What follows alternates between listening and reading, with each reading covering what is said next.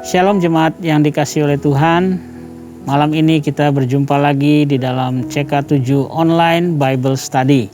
Nah, malam ini kita akan melanjutkan pembelajaran kita di dalam kitab Ulangan pasal yang ke-23 ayat 1 sampai 25 ya. Nah, sebelum kita belajar malam ini, mari kita datang sama Tuhan, kita menyembah Dia, memuji Dia. Mari sama-sama kita tundukkan kepala, kita masuk dalam hadirat Tuhan. Ora basyanda bakara bayana maya labasyiki dibiana masyanda. Ora basyanda bakara bayana masidi dibiana labasyanda bakara bayana. Ora basyanda bakara bayana masyiki bayana labasyiki. Oh Yesus, kami bersyukur. Terima kasih buat malam ini Tuhan. Terima kasih buat kasih setiamu. Oh, terima kasih buat kebaikan-Mu. Oh, ribiana masyira labayana mayana syanda. Haleluya. Terima kasih Tuhan. Oh, rabasyanda bakara bayana masyira.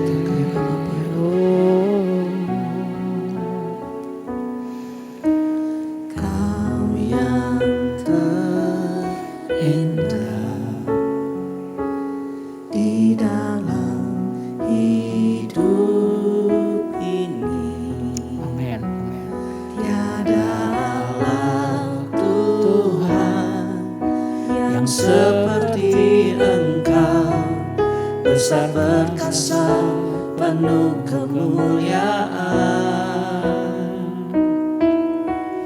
Kau yang termanis Di dalam hidup kami, di dalam hidup ini. Ku cinta Kau lebih dari segalanya, besar kasih setiamu kepadaku. Ku sembah Kau, ya Allahku. Ku tinggikan nama-Mu selalu, tiada lutut tak bertelut.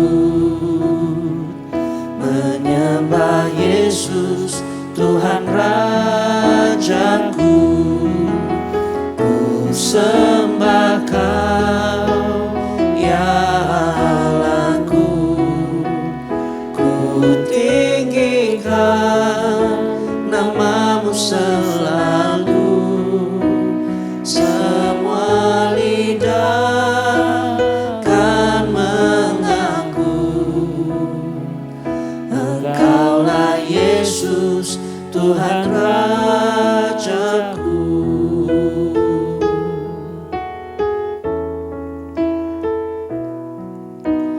Kau yang terindah di dalam hidup ini.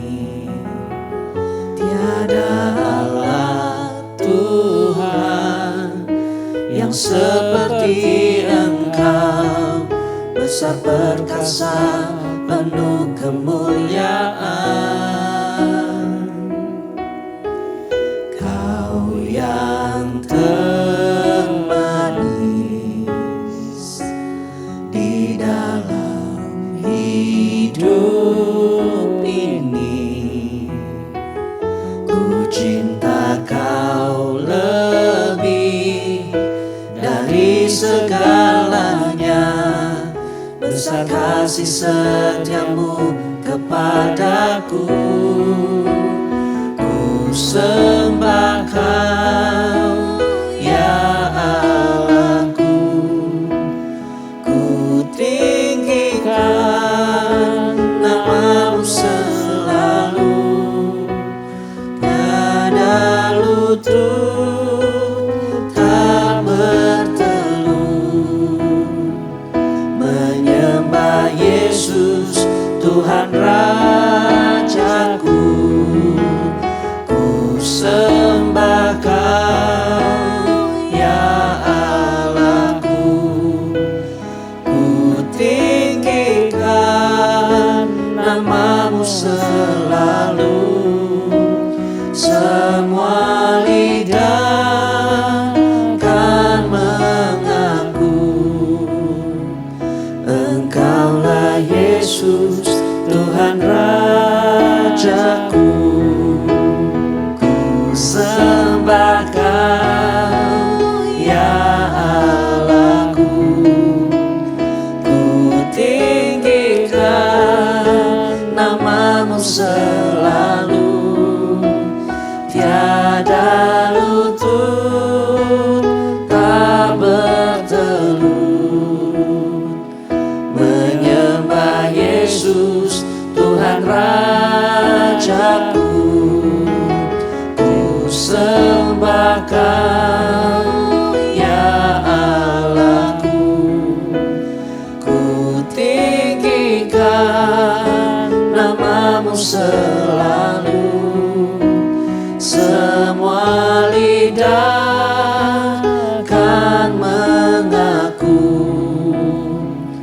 Engkaulah Yesus, Tuhan Rajaku.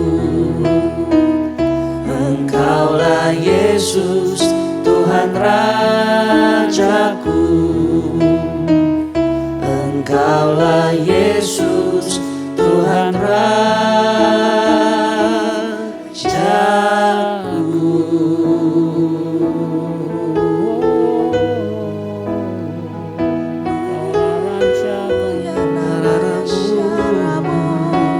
Engkau yang termanis, Engkau yang terindah, Tuhan, dalam hidup kami, Dalam hidup kami, nyatakan nama Yesus. Engkau yang termanis dalam Nyatakan nama Yesus. Oh Yesus, Nyatakan nama Yesus. Engkaulah Raja kami, layaklah Kau kami sembah, kami tinggikan. Haleluya. Haleluya, haleluya,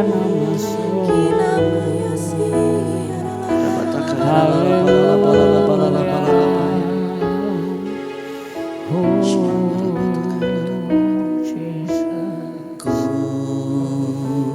berjalan dengan imanku padamu. Ku dengar suaramu dan aku percaya.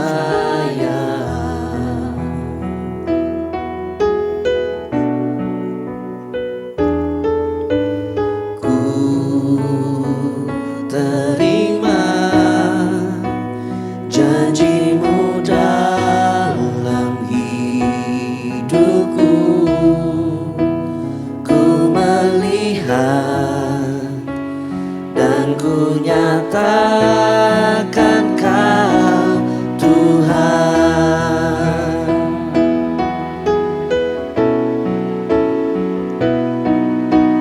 Ku yakin dan percaya Kau sanggup mengubah malam menjadi siang. Ku yakin dan percaya Kau sanggup mengubah beban menjadi berkah.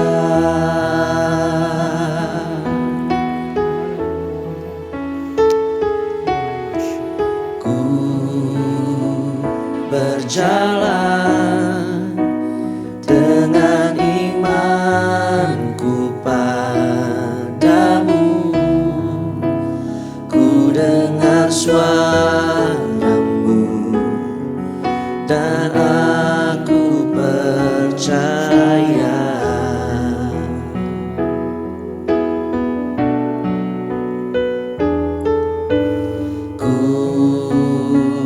Terima janjimu dalam hidupku, ku melihat dan ku nyatakan Kau Tuhan.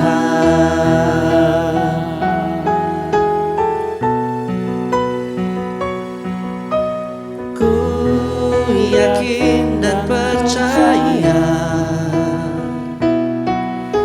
Kau sanggup mengubah malam menjadi siang. Ku yakin dan percaya Kau sanggup mengubah beban menjadi berkat. Ku yakin dan percaya Kau sanggup mengubah malam menjadi siang. Ku yakin dan percaya Kau sanggup mengubah beban menjadi berkat. Kau sanggup mengubah malam menjadi siang. Kau sanggup mengubah beban menjadi berkat. Ora basyanda bakara labaya. Sungguh kami percaya bahwa Engkaulah Allah satu-satunya dalam hidup kami Tuhan. Engkau Allah yang ajaib dalam hidup kami. Terima kasih Bapa. Malam ini biarlah Engkau curahkan bagi kami hikmat dan pewahyuan supaya kami bisa mengerti firman Tuhan malam hari ini. Berkati kami semua dan anak-anak-Mu yang ada di rumah-rumah yang menyaksikan pada malam hari ini Tuhan. Kami mau belajar bersama-sama. Di dalam nama Tuhan Yesus kami berdoa. Amin. Amin. Ya, mari kita lanjutkan Bapak Ibu ya.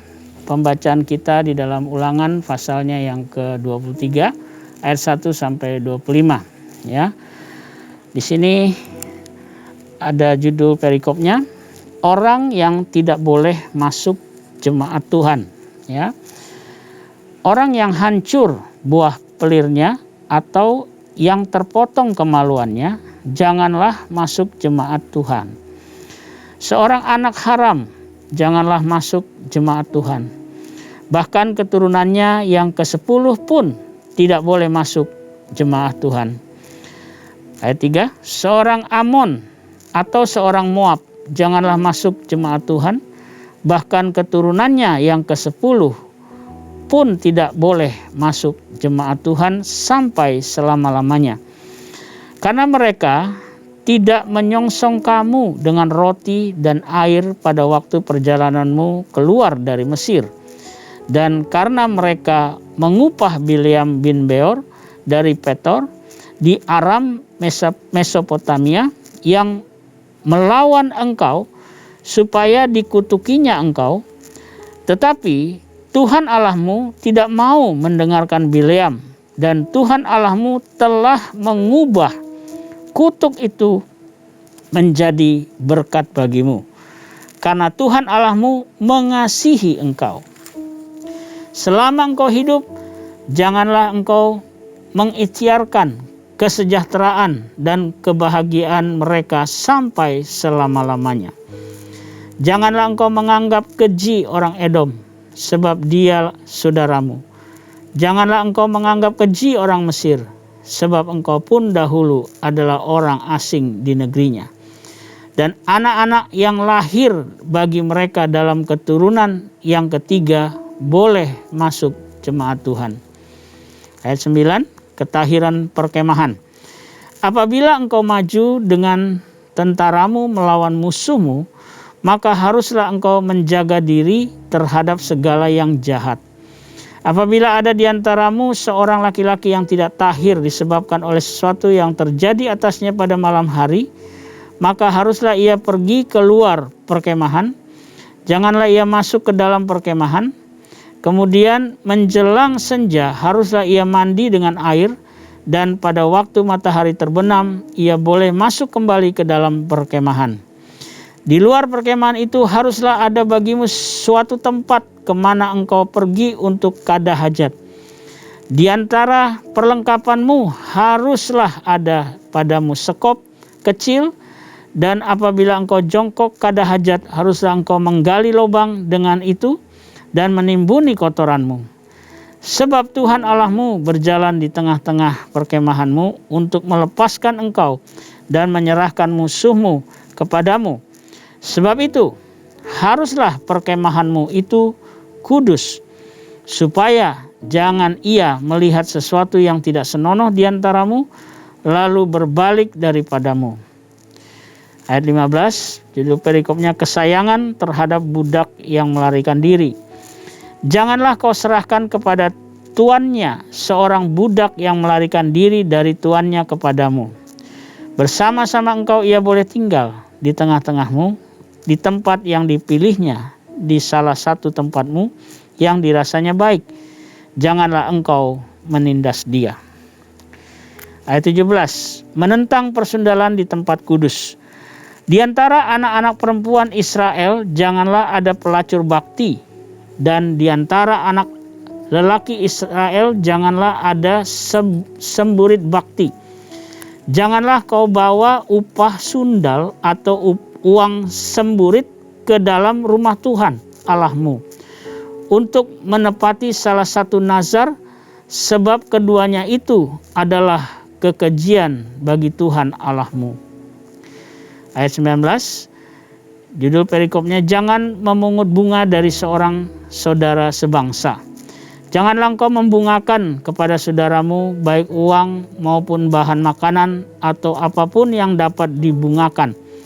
Dari orang asing boleh engkau memungut bunga, tetapi dari saudaramu janganlah engkau memungut bunga, supaya Tuhan Allahmu memberkati engkau dalam segala usahamu di negeri yang engkau masuki untuk mendudukinya.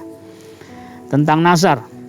Apabila engkau bernazar kepada Tuhan Allahmu, janganlah engkau menunda-nunda memenuhinya, sebab tentulah Tuhan Allahmu akan menuntutnya daripadamu, sehingga hal itu menjadi dosa bagimu. Tetapi apabila engkau tidak bernazar, maka hal itu bukan menjadi dosa bagimu. Apa yang keluar dari bibirmu haruslah kau lakukan dengan setia, sebab dengan sukarela kau nazarkan kepada Tuhan Allahmu sesuatu yang kau katakan dengan mulutmu sendiri.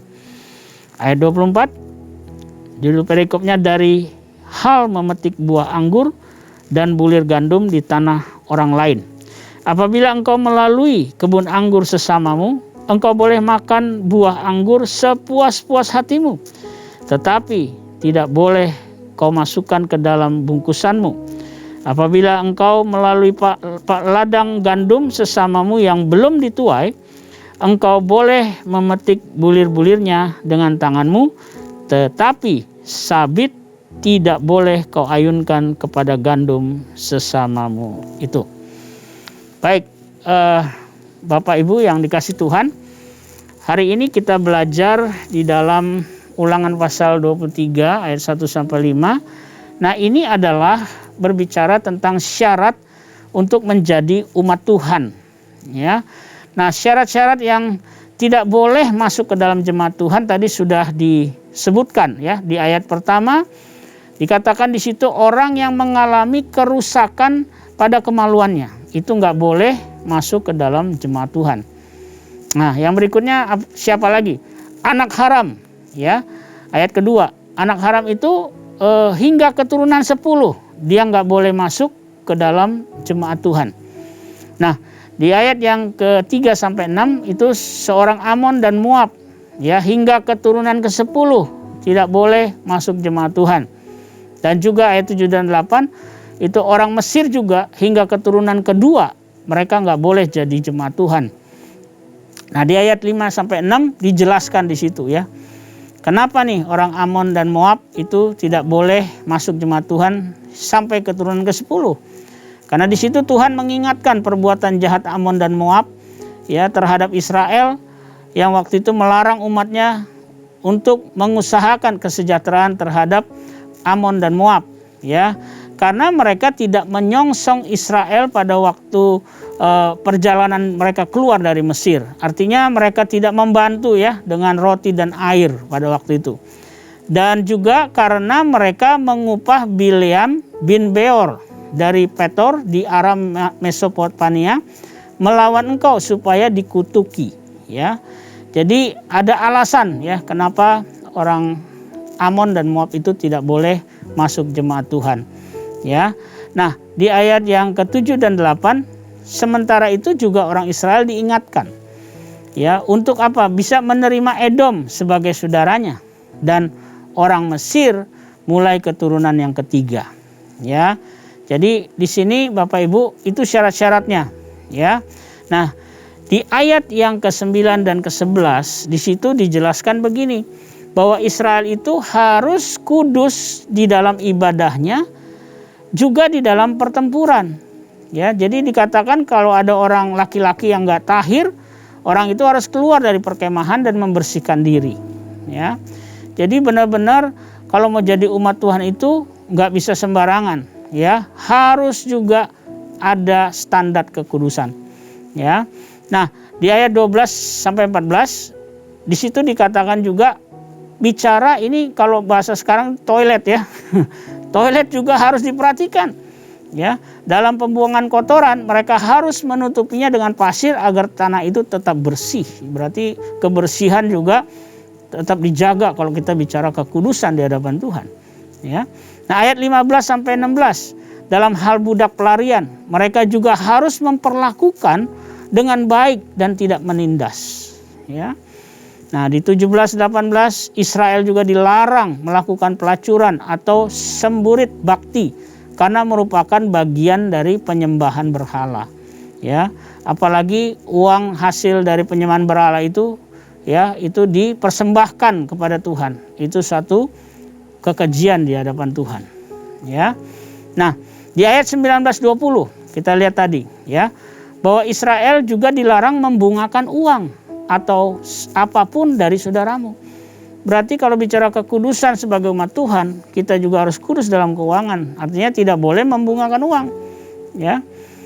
Nah, di ayat 21-23, mereka disarankan segera memenuhi nazar karena hal itu disampaikan dengan sukarela. Ya. Nah, penundaan itu dapat menjadi dosa buat mereka. Ya.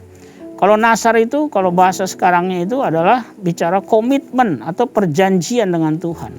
Jadi kalau kita komitmen dan kita berjanji sama Tuhan, kita harus tepati. Ya.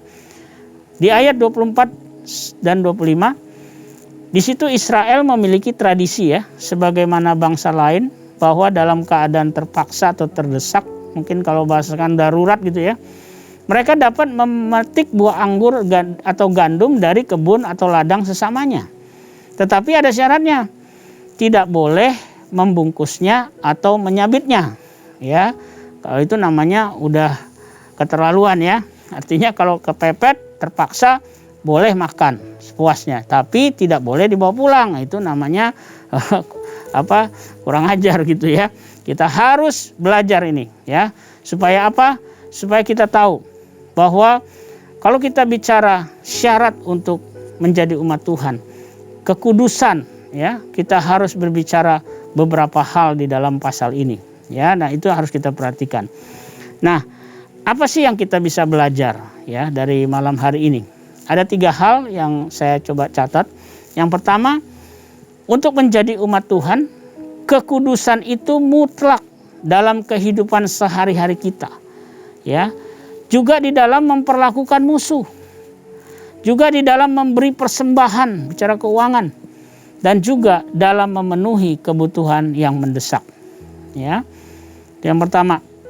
Yang kedua, Tuhan menghendaki pertobatan sejati Bagi mereka yang mau masuk ke dalam persekutuan dengan umatnya, itu diwajibkan, dihendaki Tuhan supaya kita bertobat sungguh-sungguh.